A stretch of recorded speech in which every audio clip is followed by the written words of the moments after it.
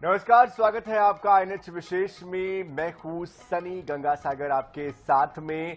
और आईएनएच विशेष में आज हम बात करने वाले हैं मध्य प्रदेश की राजधानी भोपाल के मछली परिवार की, जिसको लेकर लगातार चाहे वो ड्रग्स का मामला हो, यौन शोषण हो या हथियारों की सप्लाई हो या ब्लैकमेलिंग हो, तमाम तरह के खुलासे हर दिन सामने आ रहे हैं। हाल ही में आपको याद होगा कि 90 एकड़ की जो जमीन है उस पर अधिग्रहण का मामला भी सामने आया। ऐसे में लगातार परत दर परत नई नई जानकारियां सामने आ रही है। आज एक बार फिर हम आपके सामने लेकर आए कुछ ऐसी ही जानकारियां जो कि चौंकाने वाली है और सवाल खड़े करने वाली कि आखिरकार मछली परिवार का ये जो साम्राज्य है वो इतना ज्यादा फैल कैसे गया, इतना रसूख इतने सालों तक कैसे चलता रहा, कौन इसके पीछे है, किसका संरक्षण है और कौन से वो सफेद पोश है जिसकी वजह से ये परिवार इतना फल फूल पाया। इतने दिनों से, इतने सालों से इनके ऊपर कोई कोई कार्रवाई नहीं हुई और इस तरह से ये अंदर खाने गोरख धंधे करते रहे। तो चलिए शुरू करते हैं हमारा एक खास कार्यक्रम, मछली का खेल, खिलाड़ी कितने।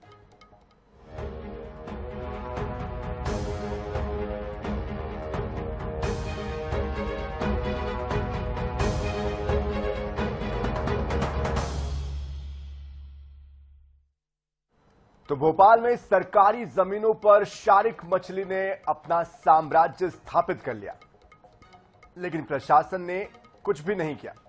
ड्रग तस्करी, युवतियों के साथ शोषण के मामले खुले तो सही, लेकिन प्रशासन ने कोई कार्रवाई नहीं की। जांच में यह भी सामने आया कि सरकारी जमीन के कुछ हिस्से तक उसने प्लॉटिंग कर उस पर मकान बनाए और उसको बेचा भी।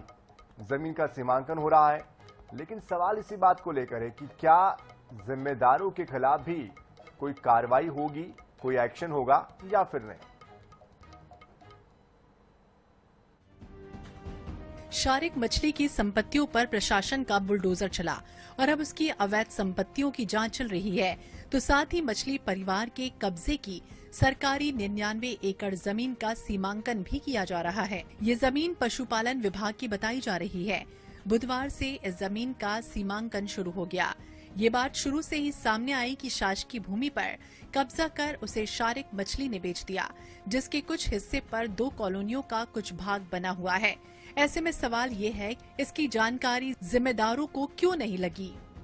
सरकारी जमीन पर अवैध कब्जे तो बहुत सुने होंगे, लेकिन भोपाल में शारिक मछली के परिवार ने सरकारी जमीन पर अवैध कब्जे कर पूरा का पूरा साम्राज्य खड़ा कर दिया। इतना ही नहीं, ये भी जानकारी सामने आई कि उसने सरकारी जमीन पर अवैध तरीके से कॉलोनियों तक काट दी। इस वक्त हम ऐसे ही प्लॉट पे खड़े हुए हैं। इसका सीमांकन चल रहा है क्योंकि एक हफ्ते तक इसका सीमांकन होना है। कल भी इसका सीमांकन किया गया था।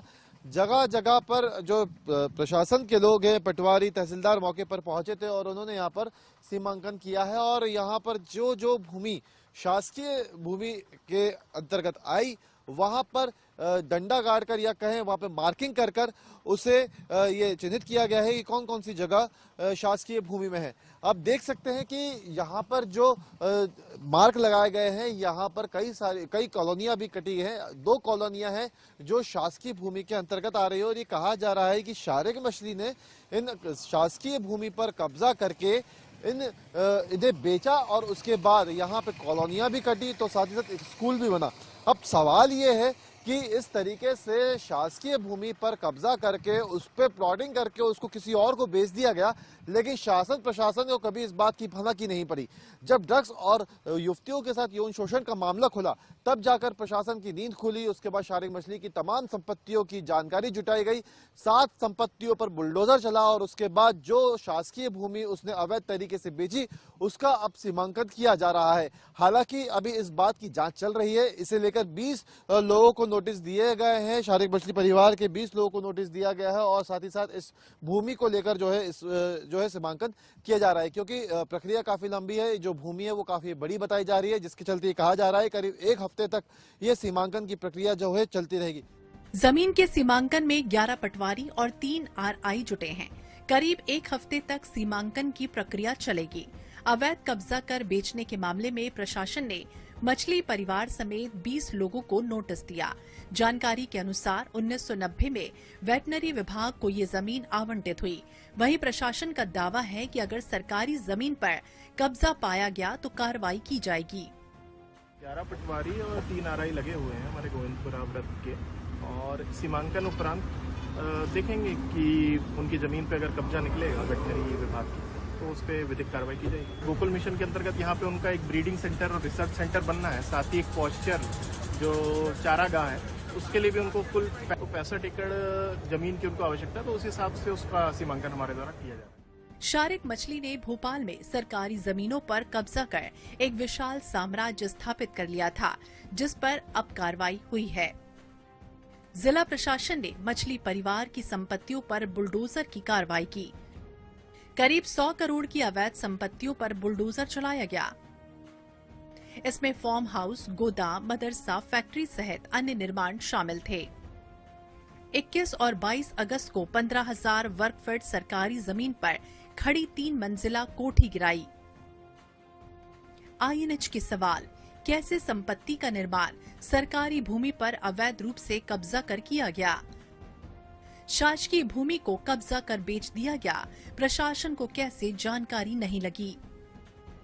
क्या तात्कालीन पटवारी, तहसीलदार और एसडीएम पर भी कार्रवाई की जाएगी? इतना बड़ा साम्राज्य स्थापित किया, क्या इसके पीछे राजनीतिक समर्थन भी था? शारिक मछली ने सालों से साम्राज्य खड़ा किया, लेकिन प्रशासन ने कोई कदम नहीं उठाए। जब ड्रग्स तस्करी, यौन शोषण, ब्लैकमेलिंग, हथियार रखने, अपहरण समेत कई संगीन आरोपों में यासीन मछली और शाहवर मछली गिरफ्तार हुए, तब प्रशासन ने कार्रवाई की। लेकिन सवाल अब भी यही है, क्या मछली परिवार साथ देने और नियमों को ताक पर रखने जिम्मेदार अधिकारों और कर्मचारियों पर भी कार्रवाई होगी या नहीं? फिलहाल सीमांकन की प्रक्रिया की जा रही है। उसके बाद ये तय होगा कि कितनी शासकीय भूमि थी जिसको कब्जा करके बेचा गया है, और उसके बाद देखने वाली बात होगी कि क्या उन जिम्मेदारों के खिलाफ कार्रवाई होती है या नहीं। फिलहाल ये भूमि ये भी कहा जा रहा है कि पशुपालन विभाग की है, हालांकि अब तक कोई भी स्पष्ट जवाब शासन प्रशासन की तरफ से इसे लेकर नहीं मिला है, लेकिन आगे का कार्रवाई होती है ये देखना होगा। भोपाल से वीडियो जर्नलिस्ट विपिन के साथ गौरव गुप्ता। तो बड़ा सवाल इसी बात को लेकर है कि लगातार पिछले 30 सालों से ये जो मछली परिवार है ये अपना साम्राज्य लगातार फैलाता जा रहा था।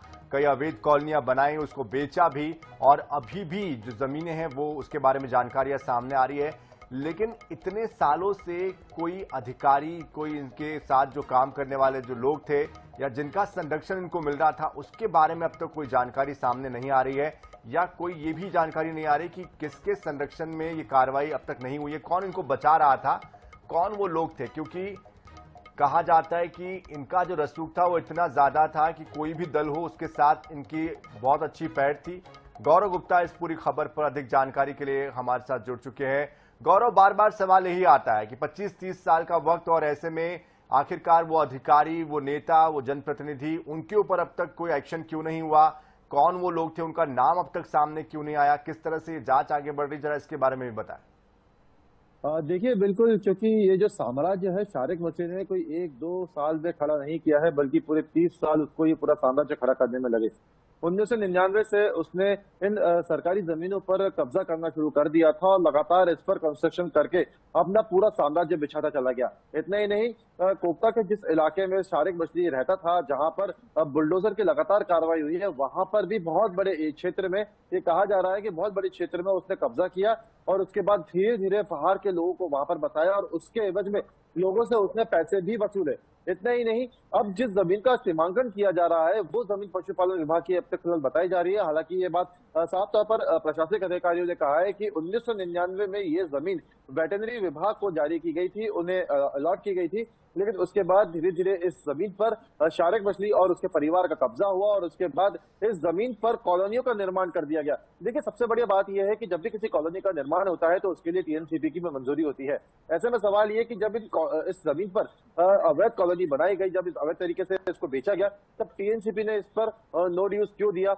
इसके अलावा जो पटवारी होते हैं, तहसीलदार होते हैं, एसडीएम होते हैं, उनकी पूरी जिम्मेदारी होती है किसी भी जमीन की सुरक्षा या किसी भी तरह के अवैध निर्माण अगर हो रहा है तो उस पर तुरंत कार्रवाई करने की। लेकिन 1999 से लेकर आज तक किसी भी अधिकारी ने किसी भी तरह की कार्रवाई नहीं की है। और ऐसे में सबसे बड़ा सवाल ये उठ रहा है कि क्या शारिक मछली और उसके परिवार को राजनीतिक संरक्षण भी मिला हुआ था, अधिकारियों का सपोर्ट उसको मिला हुआ था, और अगर ऐसा था तो इसके वजह में मछली परिवार से उन लोगों को क्या मिलता था।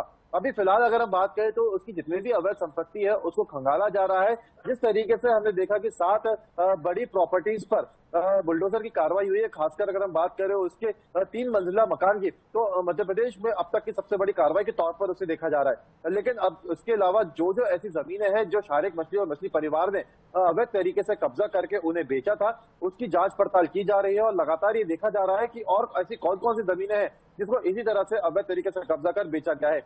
अभी फिलहाल प्रशासनिक अधिकारी जो इस पूरे मामले के लिए जिम्मेदार हैं, उनके खिलाफ किसी भी तरह की कार्रवाई की बात नहीं की गई है, लेकिन आने वाले समय में हो सकता है कि उनके खिलाफ भी कार्रवाई हो। लेकिन सबसे बड़ी विडंबना ये है, मैं आपको बताना चाहूंगा, क्योंकि जब ड्रग्स और युवतियों के साथ यौन शोषण का मामला भोपाल में खुला, जिसमें यासीन मछली गिरफ्तार हुआ, उसके बाद शावर मछली गिरफ्तार हुआ, उसके बाद प्रशासन की नींद खुली और उसके बाद फिर शारिक मछली परिवार के लोगों की कुंडलियां खंगाली गई, उसके बाद उसकी जमीनों की जानकारी निकाली गई और उसके बाद जाकर ये कार्रवाई हुई है। लेकिन इसमें एक बात ये भी है कि शारिक मछली के खिलाफ अब तक एक भी मामला दर्ज नहीं हुआ है अवैध संपत्तियों को हटाकर, क्योंकि यहाँ पे युवतियों के शोषण के मामले सामने आए हैं, मारपीट के मामले सामने आए, उसकी शिकायतें आई हैं, लेकिन फिर भी अब तक एक भी एफआईआर दर्ज नहीं हुई है। और ऐसे में सबसे बड़ा सवाल ये है कि अवैध संपत्तियों को लेकर अगर किसी अधिकारी या किसी भी प्रशासनिक अमले का नाम सामने आता है, किसी भी व्यवस्थाओं से जुड़े हुए किसी भी अधिकारी का नाम सामने आता है, तो क्या उनके खिलाफ एफआईआर दर्ज होगी या उनके खिलाफ किसी भी